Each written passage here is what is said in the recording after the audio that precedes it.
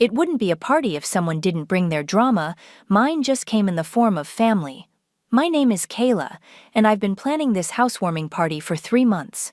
Not the party itself, that took maybe 2 weeks to organize. No, I've been planning what would happen at this party for 3 months. Every detail, every conversation, every moment of beautiful, inevitable chaos. This place is incredible. My coworker Sarah spun around the marble foyer, wine glass in hand. I can't believe you actually did it, your own house. I smiled, accepting the compliment like I'd earned it, which in a way I had, just not how she thought. The house was perfect, vaulted ceilings, floor-to-ceiling windows overlooking a pristine pool, kitchen island bigger than my first apartment. The kind of place that screamed success. The kind of place that would make certain people absolutely lose their minds with envy. 5 years of saving, I told Sarah, which wasn't entirely a lie. I had been saving, just not for this house. Vada appeared at my elbow, champagne flute in hand, eyes sparkling with mischief. How are you feeling about tonight? Ready, I said simply. She grinned. Good, because I just saw a very familiar car pull up outside. My heart rate spiked, but I kept my expression neutral. Through the massive front windows, I watched a beat-up Honda Civic park behind the line of guests' cars. 3 figures emerged: my mother Blair, my father Kyle, and my very pregnant sister Callie. They had suitcases. "Oh my God," Sarah whispered beside me. "Are those your parents? They're moving in?" The front door opened without a knock, because of course it did. "Surprise!" my mother's voice carried across the entire first floor, cutting through conversations like a knife. "We're here to save you from yourself." Every guest turned to stare. Blair stood in the doorway wearing her best martyred mother expression, arms spread wide like she was announcing the second coming. Behind her, Kyle dragged 2 large suitcases, looking uncomfortable but determined. Callie waddled in last, one hand on her enormous belly, the other clutching a pillow. "Mom," I said, walking toward them with what I hoped looked like surprise. "What are you doing here?" "What does it look like? We're moving in!" Blair's voice carried that familiar edge of manufactured excitement that meant she was about to make everyone else's problem her solution. "You can't live in this big house all alone. It's not healthy." The room had gone completely silent. 30 of my coworkers, friends, and neighbors watched this family drama unfold like it was dinner theater. "But I'm not alone," I said carefully. "I have guests." "Well, they'll leave eventually," Blair waved dismissively. "Family is forever." Callie stepped forward, rubbing her belly dramatically. "I need somewhere safe to raise the baby. Nick and I are getting divorced, and I can't do this alone." "Of course you can't," I said, my voice honey-sweet. "Come in, let me show you around." I caught Vada's eye. She was practically vibrating with anticipation. "Everyone, please continue enjoying yourselves," I announced to my guests. "Family reunion in progress?" A few people laughed nervously. Most just stared. I led my family through the house, watching their faces light up at each room. The gourmet kitchen made my mother gasp. The master suite made my father whistle low. The nursery, God, the nursery, made Callie actually tear up. "This is perfect," she whispered, hand on her belly. "The baby will love it here." "I'm sure they will," I agreed. Kyle was examining the crown molding like he was appraising it. "Must have cost a fortune. How'd you afford all this?" "Hard work," I said. "You know those 60-hour weeks you used to lecture me about? They paid off." Blair was already rearranging throw pillows. "Well, we're here now. You won't have to work so hard anymore. Family takes care of family." Behind us, I could hear my guests making polite excuses and heading for the door. The party was effectively over, which was exactly what I'd expected. "Where should we put our things?" Callie asked, settling into the leather sectional like she owned it. "Wherever you're comfortable," I said. 2 hours later, after the last guest had awkwardly departed, I walked into the master bedroom to find my mother unpacking my carefully hung clothes from the walk-in closet. "What are you doing?" I asked. She looked up, holding one of my work blazers. Making room, honey. Your father and I need the master suite. You understand. I stared at her for a long moment, watching her fold my clothes into neat piles on the bed. My clothes. In my house.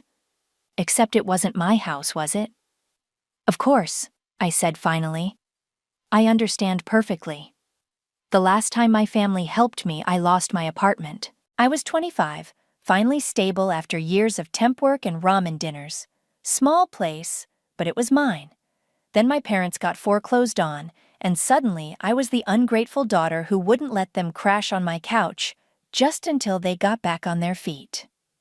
6 months later, I was broke, evicted, and sleeping on Vada's floor, while my parents moved into a nice rental across town.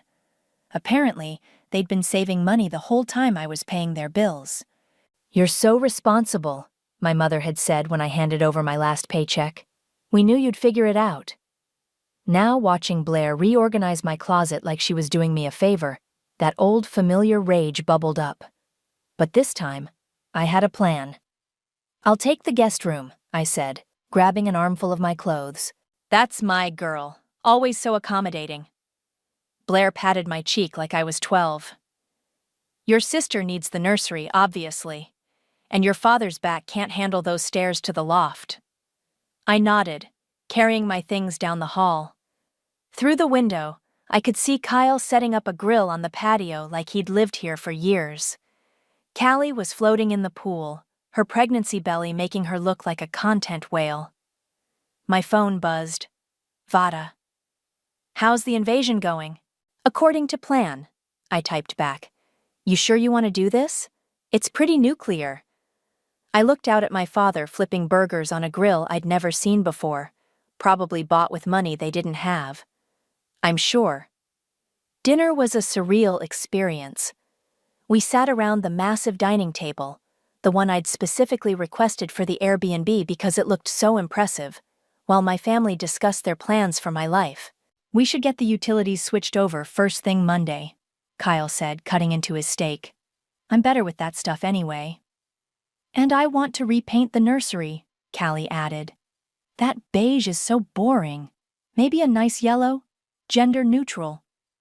"What about your apartment?" I asked her. "Your lease?" She waved dismissively.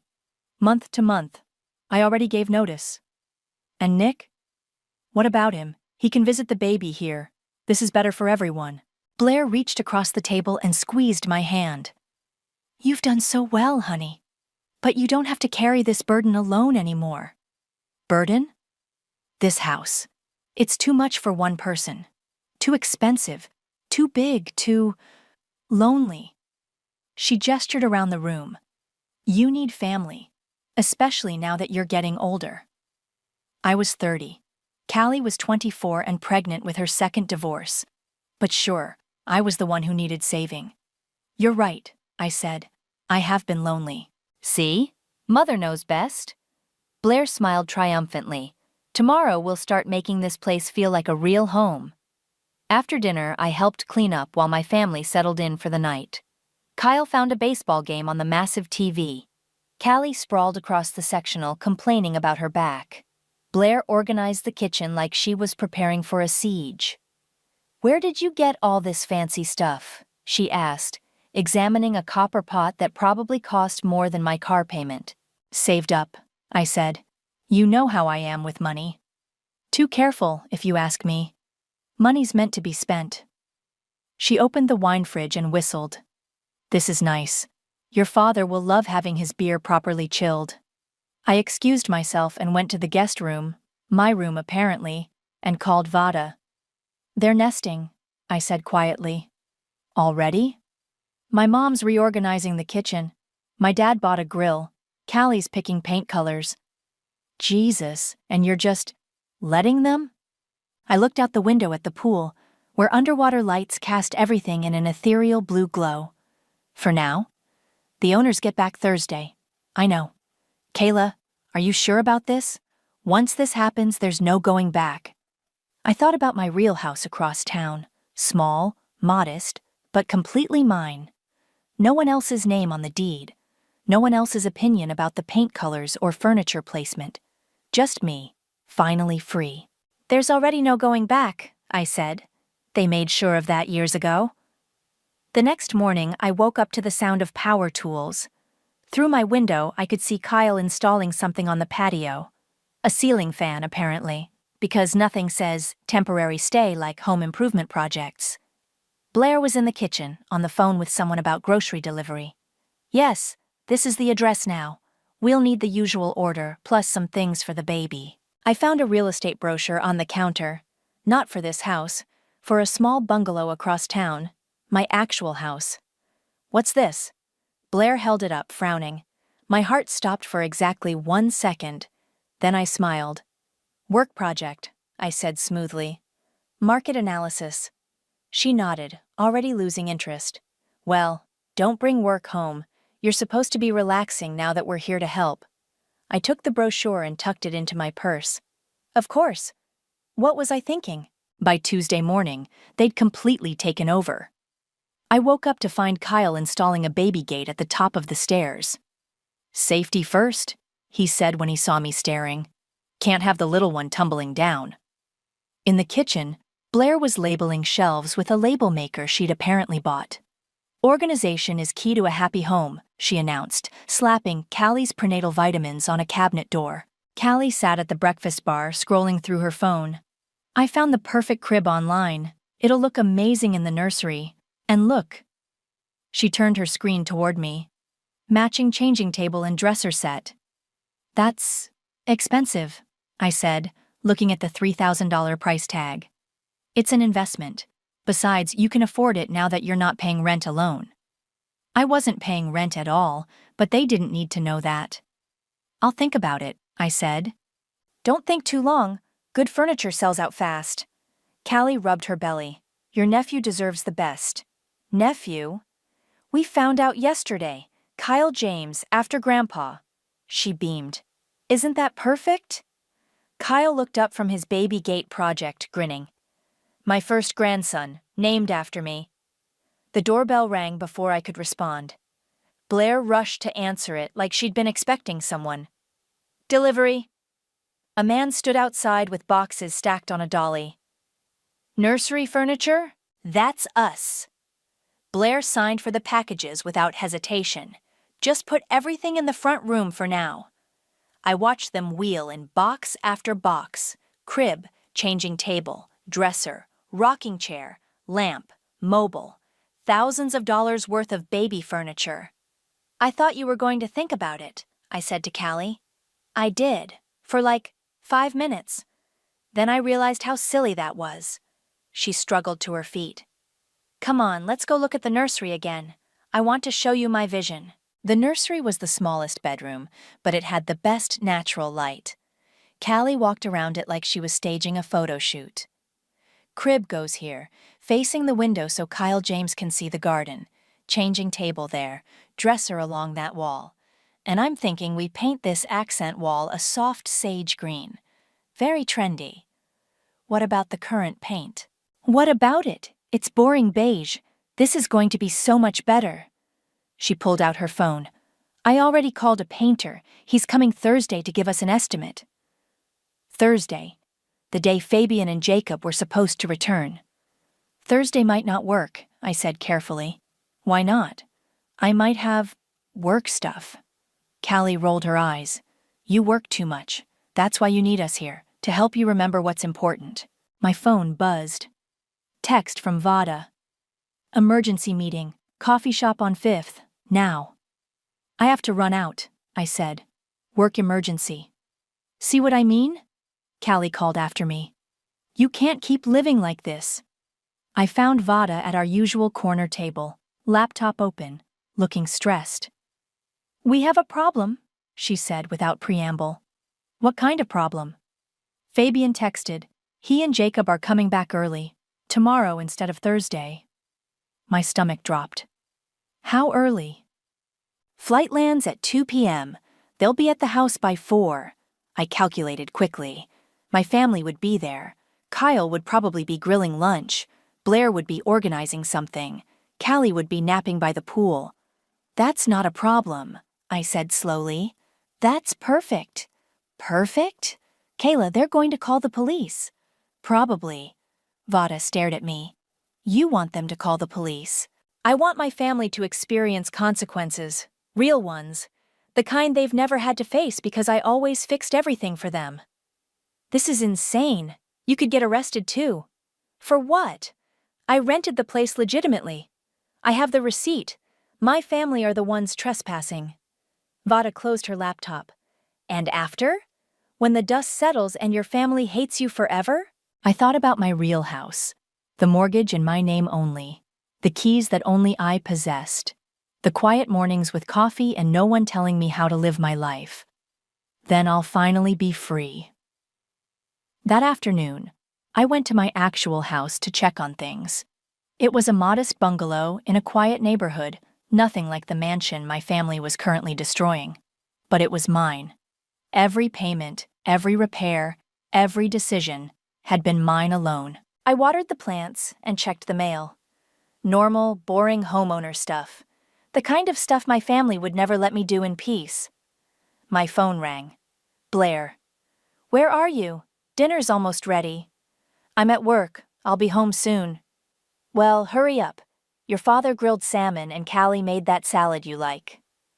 I looked around my real kitchen at the simple table for one, the single coffee mug in the sink. I'll be right there. When I got back to the Airbnb, the smell of grilled fish filled the air. Kyle was at his new grill, spatula in hand like he was born to barbecue. Blair had set the table with cloth napkins and the good china. Callie was arranging flowers in a vase. There she is, Kyle called out. Just in time. This salmon is perfect. We sat down to dinner like a normal family. Like we'd been living together for years instead of days. Like this was sustainable. I've been thinking, Blair said, cutting into her fish. We should transfer the utilities to your father's name. He's better at managing that stuff and it'll be one less thing for you to worry about. I took a sip of wine. That's thoughtful of you. And I want to add my name to the grocery delivery account, Callie added. I have specific dietary needs now. Of course. Kyle nodded approvingly. It's good to see you finally accepting help. You've been carrying this burden alone for too long. I smiled and raised my glass. To family. To family, they echoed. We clinked glasses as the sun set over the pool, casting everything in golden light. It was almost beautiful. Almost. Wednesday morning, I woke up to the sound of a drill. Kyle was mounting a flat-screen TV in the guest room. My room. Figured you'd want something to watch while you're getting ready for work, he said, not looking up from his project. That's thoughtful. Your mother picked it out. Said you needed something nice since you're stuck in the small room?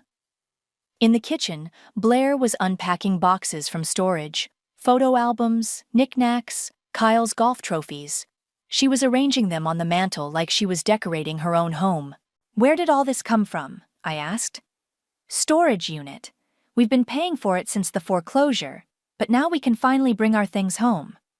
She held up a ceramic angel that had belonged to my grandmother. Doesn't this look perfect here? Callie wandered in wearing a silk robe that definitely wasn't hers. Is that my old robe? I asked. You left it in the master closet. It's so comfortable for pregnancy. She stretched, showing off her belly. I hope you don't mind. We're practically sisters anyway. Right. Sisters. My phone buzzed. Vada. Painter just called. Your mom scheduled him for 10 a.m. today. I looked up to find Blair watching me. Everything okay, honey? Just work stuff. I should probably head to the office early today. You work too hard. When's the last time you took a real vacation? I don't know. A while. Well, now you can relax. We're here to take care of everything. She patted my shoulder. Family first, remember? I grabbed my purse and headed for the door. I'll see you tonight. Wait, Callie called after me. Can you stop by the baby store on your way home? I need more prenatal vitamins and they have this adorable mobile I want to look at. Sure. And pick up some of that expensive ice cream I like. The pregnancy cravings are killing me. Of course. I drove straight to my real house instead of work. The quiet hit me immediately. No drilling, no unpacking, no demands. Just silence and the smell of the lavender candles I'd lit the night before. I made coffee in my own kitchen, sat at my own table, and breathed for the first time in days. This was what peace felt like. This was what I'd been fighting for. My phone rang. Unknown number. Hello? Is this Kayla? This is Nick, Callie's, well, her husband. Technically, Nick. I'd met him maybe 3 times in the 2 years he'd been married to my sister. Quiet guy, seemed decent enough before Callie steamrolled him. Hi, Nick. What's up? I'm at your house, the big one with the pool. But something's not right here. My heart rate spiked. What do you mean? I mean, your sister invited me over to talk about the baby, but this place… Kayla, you don't own this house. Silence stretched between us. How do you know that? Because I'm a real estate appraiser. It's literally my job. This house sold 6 months ago to a guy named Fabian. I can pull the records right now. I closed my eyes. Are you going to tell them? That depends. What exactly are you doing here? It's complicated. I've got time. I found myself telling him everything. The foreclosure, the years of financial manipulation, the way my family had moved in like they owned the place. Nick listened without interrupting. Jesus, he said finally. That's actually brilliant and completely insane. You think I'm crazy. I think you're desperate. There's a difference. He paused. Callie's been telling me about this amazing house you bought, how successful you are, how you're finally ready to help family. She wants me to move in, too. What? She thinks if we all live together, we can work on our marriage, use your success as a foundation for our relationship. I laughed, but it came out bitter. Of course she does. The thing is, I know my wife. She's not trying to reconcile. She's trying to secure her future, and she's using you to do it. So, what are you going to do? I'm going to watch this play out, because honestly, she deserves whatever's coming. That afternoon, I stopped by the baby store like Callie had asked. I bought the vitamins, looked at the mobile, even picked up the expensive ice cream, playing the part until the very end. When I got back to the house, the painter was finishing up in the nursery. Soft sage green, just like Callie had wanted. It looked beautiful. What do you think? Callie asked, appearing beside me. Perfect for Kyle James, right? It's lovely. I knew you'd love it. You have such good taste. She rubbed her belly. He's going to be so happy here. We all are. Blair emerged from the master bedroom holding a stack of mail. This came for you today. Bills, mostly. I went ahead and opened them. She handed me the electric bill, water bill, cable bill, all addressed to the house we were standing in, all with amounts that would make my family's eyes water. These are pretty high, Blair said, frowning. Maybe we should look into budget plans. Maybe, I agreed. My phone buzzed. Text from Fabian. Flight changed again. Landing at 2 p.m. tomorrow. Be home by 4. Thanks for house sitting. Can't wait to see the place. I looked around at my family's handiwork.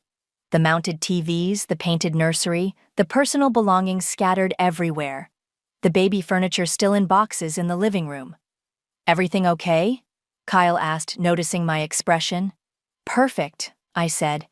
Everything's perfect. That night, I lay in the guest bed listening to my family settle in for another night in their dream home. Kyle's snoring from the master bedroom, Blair's late-night TV shows, Callie moving around the nursery, probably imagining her son sleeping there. Tomorrow, it would all be over. Tomorrow they'd learn what it felt like to lose everything in a single moment, just like I had 5 years ago. Thursday morning arrived with the sound of a delivery truck. I watched from the kitchen window as 2 men unloaded a massive sectional sofa. Blair directed them like a traffic controller, pointing toward the front door. Surprise, she called when she saw me watching. I ordered new furniture for the living room. That old stuff was so impersonal. You bought furniture? Well, Technically, you bought it. I used the credit card from your purse, the one for emergencies. She beamed. This definitely qualifies as an emergency. We can't have Kyle James growing up with ugly furniture. The sectional was cream-colored leather, the kind that would show every stain and scratch. It probably cost more than my car. Do you like it? Callie asked, emerging from the nursery. I picked the color. Very sophisticated. It's something. Kyle appeared with a toolbox. I'm going to mount the new TV above the fireplace, really make this place feel like home. I checked my phone. 11 a.m. Fabian's flight would be landing in 3 hours. I need to run some errands, I said. Can you pick up groceries? Blair handed me a list. I'm making a special dinner tonight. Celebration meal. What are we celebrating? Our new life together, of course. Family unity. She squeezed my arm. I'm so proud of how you've grown up, honey. Finally putting family first. I drove to the grocery store and bought everything on Blair's list. Expensive steaks, imported wine, fresh flowers for the table. If this was going to be their last meal in paradise, it might as well be a good one. At work, my coworkers were still talking about my housewarming party. Your family seems so close, Sarah said during lunch. It must be nice having them there to help you settle in. It's something, I said. And your sister's baby. How exciting. You're going to be such a good aunt. I smiled and nodded, but my mind was elsewhere. In a few hours, Fabian would walk into his house to find strangers eating dinner at his table. The thought should have made me nervous. Instead, I felt calm. My phone buzzed. Text from Nick. Callie invited me for dinner tonight. Should I come? Absolutely, I typed back. You won't want to miss this. At 3 p.m., I left work early. Time to set the stage for the final act. I stopped at the wine store and bought 2 bottles of champagne, then the flower shop for an expensive bouquet. Finally, the bakery for a chocolate cake that cost more than most people spend on groceries. When I got back to the house, the smell of garlic and herbs filled the air. Blair was in the kitchen, cooking like she was auditioning for a food show. The new sectional dominated the living room, and Kyle had successfully mounted a 75-inch TV above the fireplace. Perfect timing, Blair called out. Dinner's almost ready, and look what came today. She gestured toward the dining room, where a crystal chandelier now hung over the table. It was beautiful and completely out of place in what was supposed to be a temporary living situation. When did you order that? Yesterday. I thought the lighting was too harsh in here. This is much more elegant. Callie waddled out of the nursery, glowing with satisfaction. Come see. The furniture's all set up. The nursery was transformed. Crib assembled. Changing table stocked with supplies. Rocking chair positioned perfectly by the window. It looked like something from a magazine. It's beautiful, I said honestly. I know, right? Kyle James is going to love it here. She rubbed her belly. Nick's coming for dinner. I think seeing all this will help him understand what we're building. The doorbell rang at 5:30. Nick stood on the doorstep holding a bottle of wine, looking like he was attending a funeral instead of a family dinner. Nice place, he said, stepping inside. His eyes swept over the new furniture, the mounted TV, the crystal chandelier. Very permanent. Isn't it wonderful? Blair appeared, wiping her hands on an apron. Kayla's finally created a real home for all of us. Nick's eyes found mine. I'm sure she has.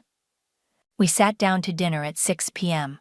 The table was set with the good china, cloth napkins, and fresh flowers. Blair had outdone herself with the meal, perfectly cooked steaks, roasted vegetables, homemade bread. This is incredible, Mom, Callie said, cutting into her steak. You should cook like this more often. Well, now I have a proper kitchen to work with, and time, since I don't have to worry about rent or utilities anymore. Kyle raised his wine glass. To Kayla, for giving us this opportunity. And to new beginnings.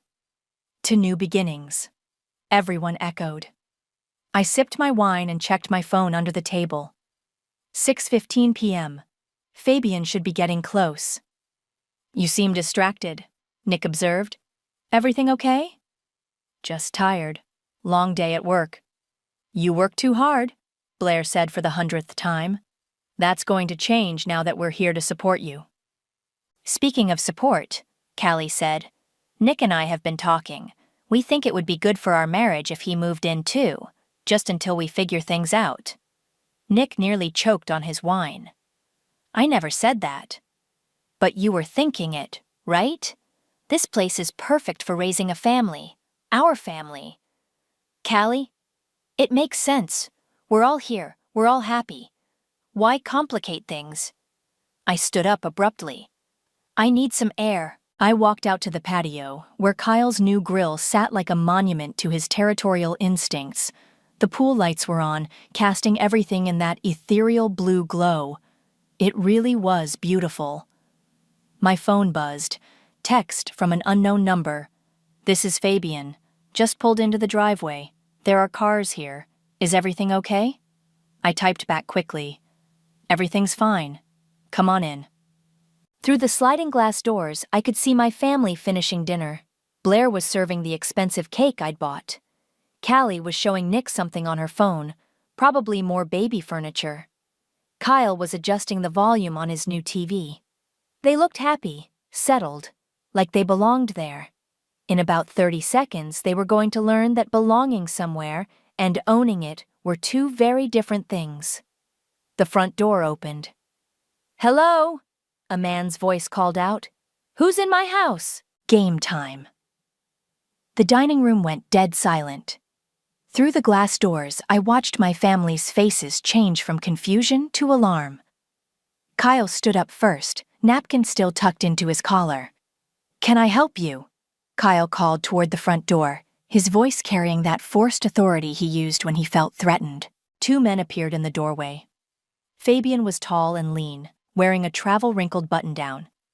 Jacob stood behind him, shorter and stockier, both of them looking like they'd rather be anywhere else. I'm sorry, Fabian said, his voice carefully controlled.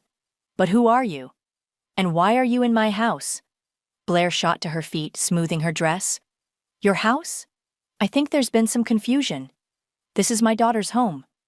No, Fabian said slowly.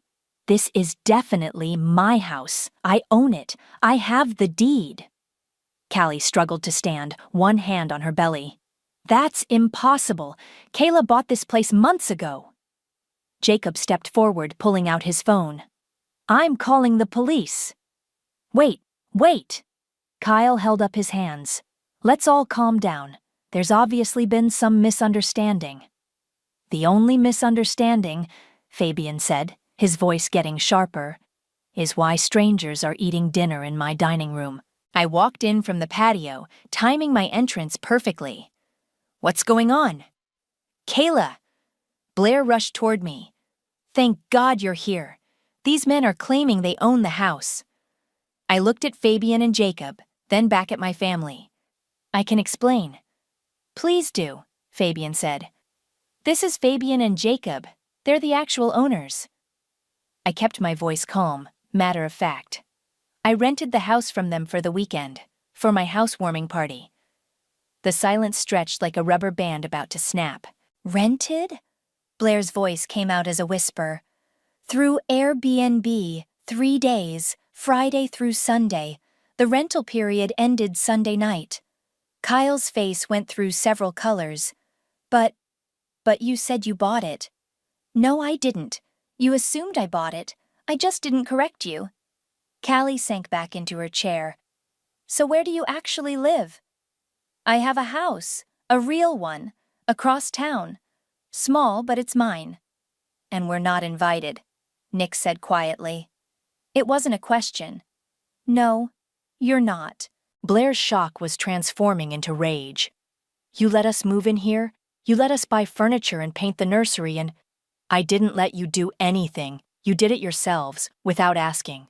We're your family. You're trespassers. Jacob had his phone pressed to his ear. Yes, police? I need to report people illegally occupying my property. Kyle stepped toward me, his face red. How could you do this to us? We trusted you. Like I trusted you when you moved into my apartment and never left? Like I trusted you when you spent my savings and left me homeless? That was different. We needed help. And I needed boundaries, which you've never respected. Fabian was looking around his house taking inventory. Did you mount a TV above my fireplace? That was me, Kyle said weakly. And paint my guest room? The nursery, Callie whispered. For the baby. You painted my house for a baby? Jacob's voice pitched higher. Without permission? Blair found her voice again. We didn't know. She lied to us. I never lied. I just didn't stop you from lying to yourselves. Nick stood up slowly. I think I should go. No. Callie grabbed his arm. We need to figure this out. We need to leave, Nick said firmly. Right now, before the police get here. But where will we go? Callie's voice cracked. I gave up my apartment. I bought furniture. I painted the nursery. You can figure it out, I said. You're very resourceful when you need to be. Blair stepped closer to me, her eyes blazing. You planned this. You planned all of this. Yes. You wanted us to be humiliated. I wanted you to experience consequences, for once in your lives. We're your family. You're people who share my DNA. There's a difference. Through the front windows, I could see red and blue lights approaching. The police were almost here. You need to gather your things and leave, Fabian said, his voice gentler now. I don't want to press charges, but you can't stay here. Kyle was already moving toward the stairs. Come on, Blair, let's pack. I can't believe this, Callie said, tears streaming down her face. I can't believe you'd do this to your own nephew. Your son will be fine. You'll figure it out. How can you be so cold?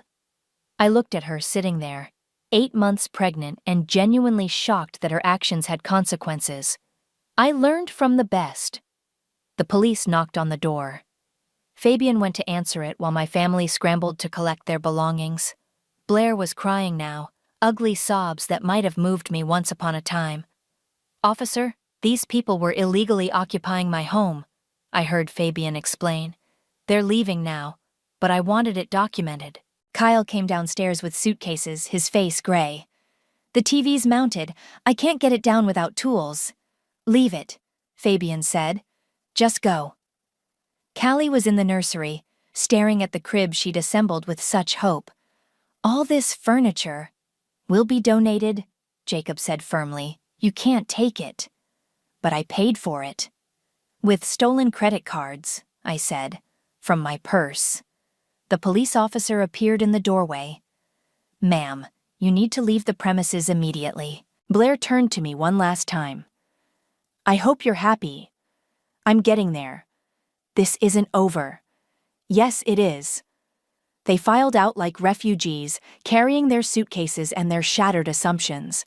Nick followed behind them, catching my eye as he passed. For what it's worth, he said quietly. They had this coming.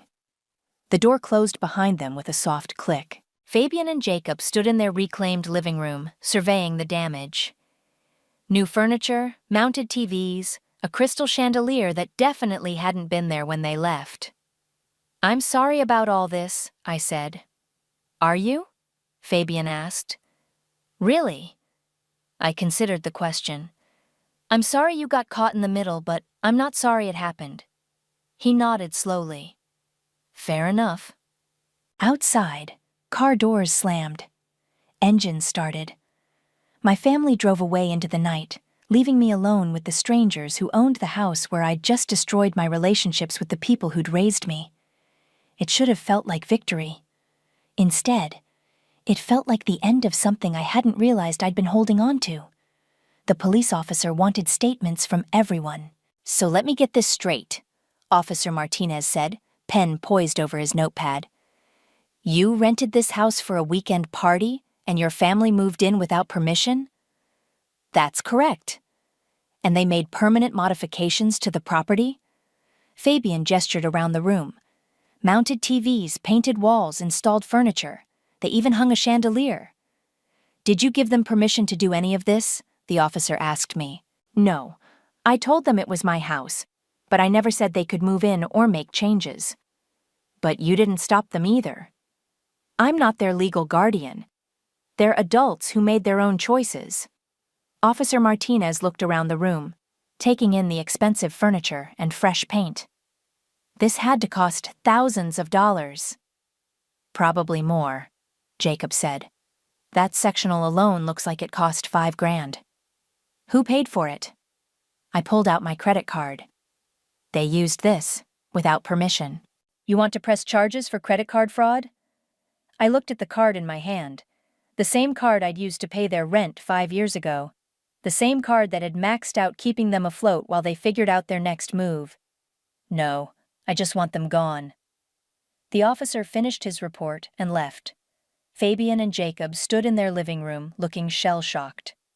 I need a drink, Jacob said. Make it 2, Fabian replied.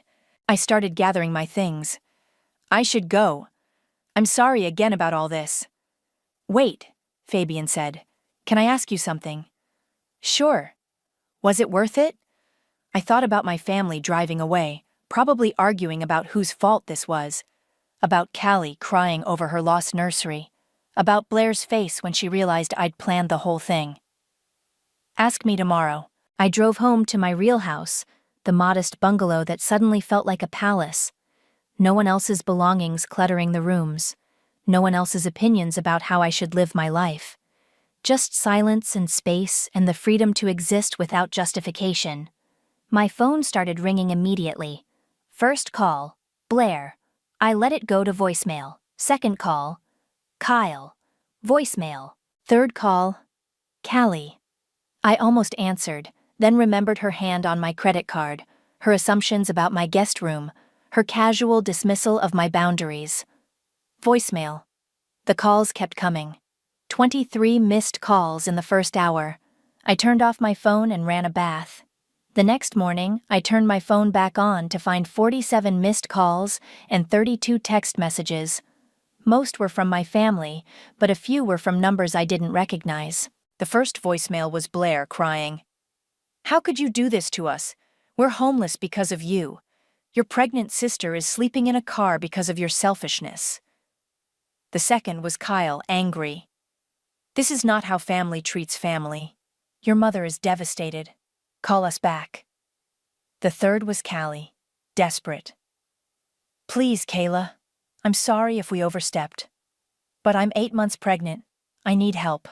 Please. I deleted them all without listening to the rest. At work, the story had already spread. Sarah cornered me at the coffee machine. Is it true? About your family? Depends what you heard. That they were squatting in some rich guy's house and got arrested? They weren't arrested, just asked to leave. But they thought it was your house. They made assumptions. Sarah's eyes were wide. Wow, that's actually kind of brilliant. Is it? I mean, they basically stole your credit card and redecorated someone else's house. That's insane. By lunch, the whole office knew. Some people thought I was cruel. Others thought my family had it coming.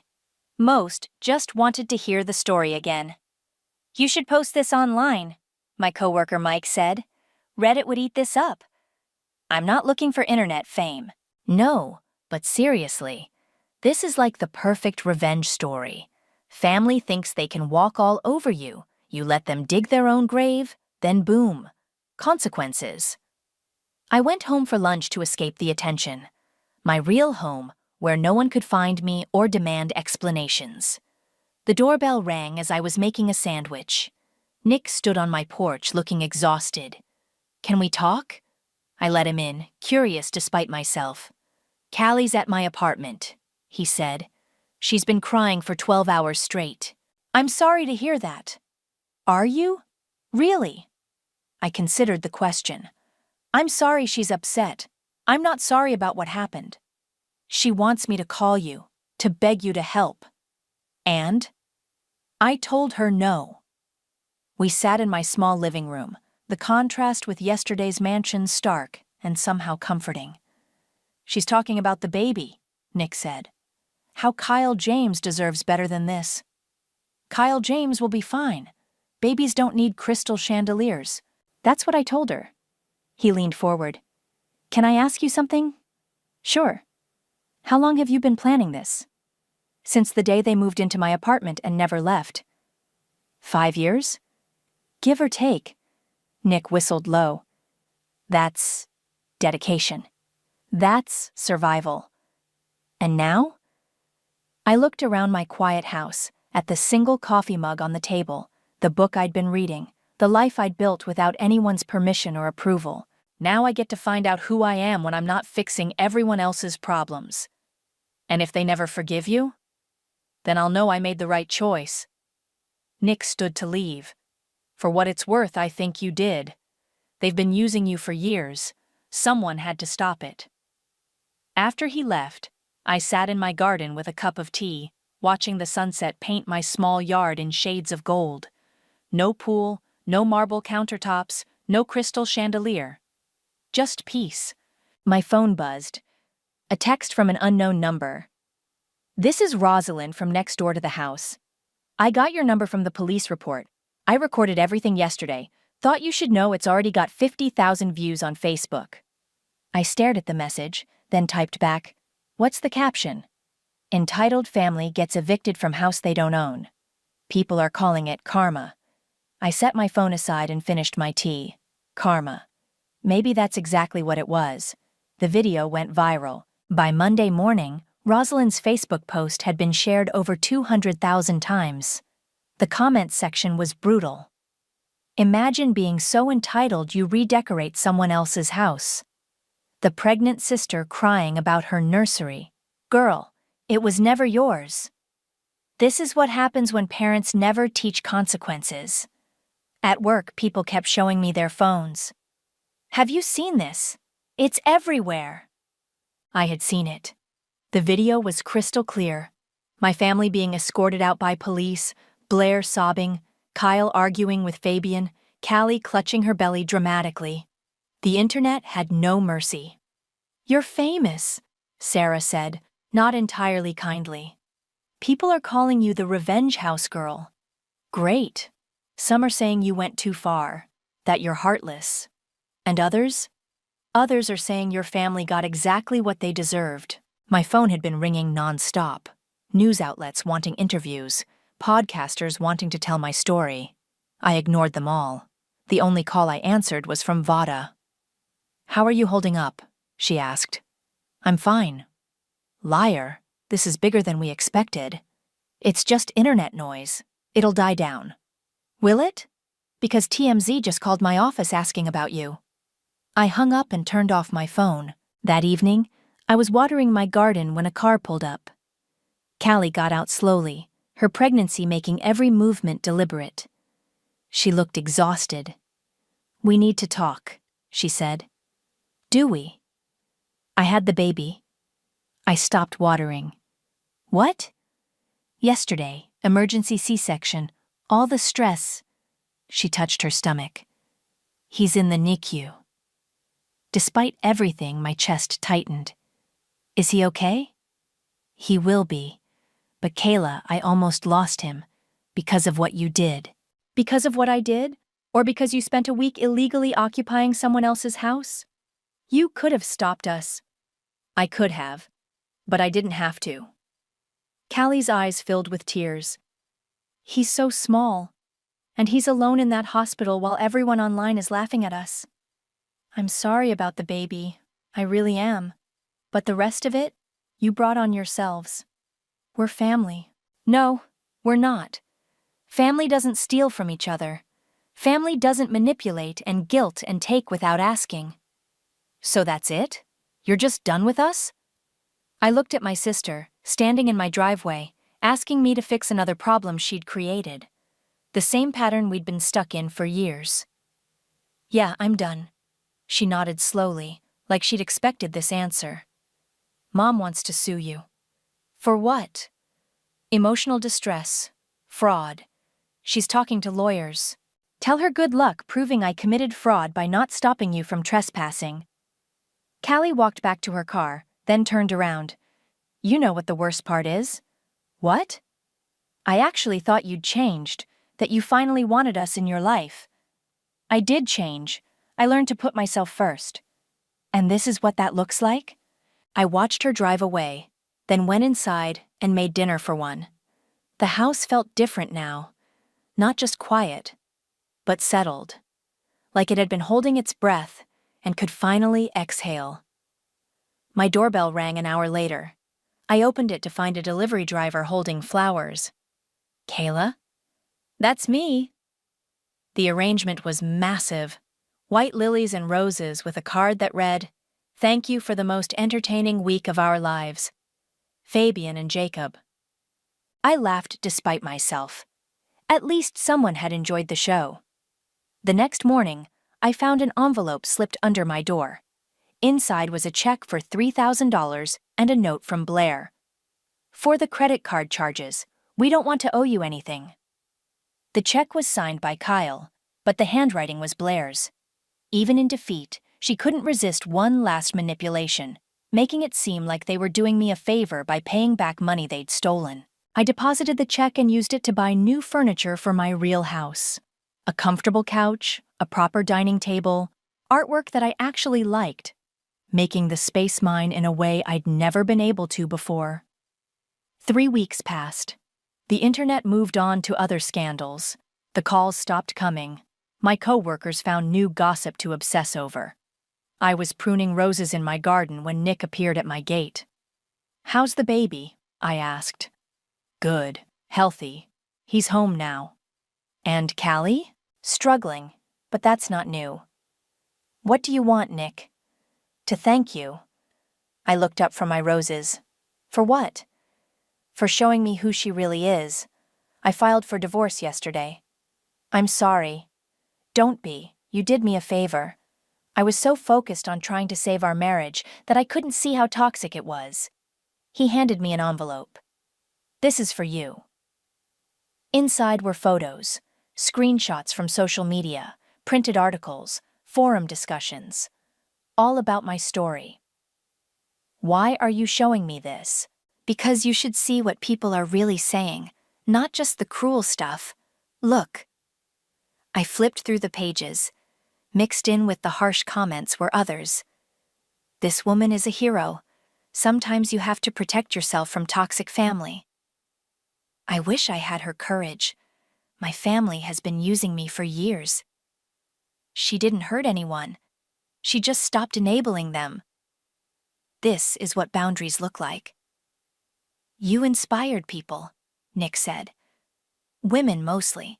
People who've been in similar situations." I wasn't trying to inspire anyone. Maybe that's why it worked. After he left, I sat on my porch reading through the comments. Stories from people who'd been financially abused by family members, adult children who'd been guilted into supporting parents who refused to support themselves, siblings who'd been overshadowed and undervalued their entire lives. My phone buzzed. A text from an unknown number. "I saw your story online. I just told my mother she can't move in with me. Thank you for showing me it's okay to say no." Then another. "Because of you, I finally set boundaries with my sister. She's furious, but I'm free." And another. "Your story gave me the courage to leave my toxic family behind. I'm happier than I've been in years." I set my phone aside and looked at my garden. The roses were blooming, the vegetables were growing, and everything was exactly where I'd planted it. No one had moved my things or made decisions for me or told me I was doing it wrong. The sun was setting, painting my small yard in shades of gold and pink. It wasn't a mansion with a pool and marble countertops. It didn't have crystal chandeliers or imported furniture, but it was mine. And for the first time in my life, that felt like enough. I didn't want them out of my house. I wanted them to feel what it's like to be unwanted, the way I always was. Does that make me cruel? Maybe. But it sure feels like karma wears my smile.